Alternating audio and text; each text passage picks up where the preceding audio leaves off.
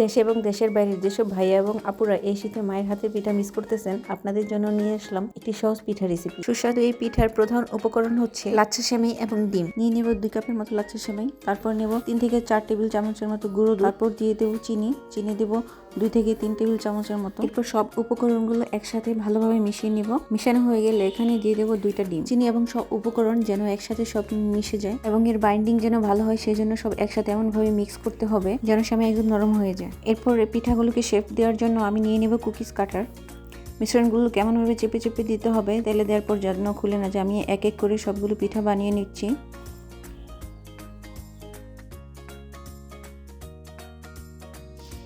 এরপর প্যান গরম হয়ে গেলে এতে সয়াবিন তেল দিয়ে দেবো। চেক করে নিতে হবে তেল গরম হয়েছে কিনা, এবং তেল অতিমাত্রায় গরম করা যাবে না। তারপর এক এক করে পিঠাগুলো দিয়ে দেবো এবং একটা একটা করে উল্টে দেবো। 2 পাশ বাদামি রং করে ভেজে নিলে তৈরি হয়ে যাবে আমাদের এই সুস্বাদু পিঠা। আপনারা চাইলেই বাসায় এই পিঠাটি একবার ট্রাই করে দেখতে পারেন।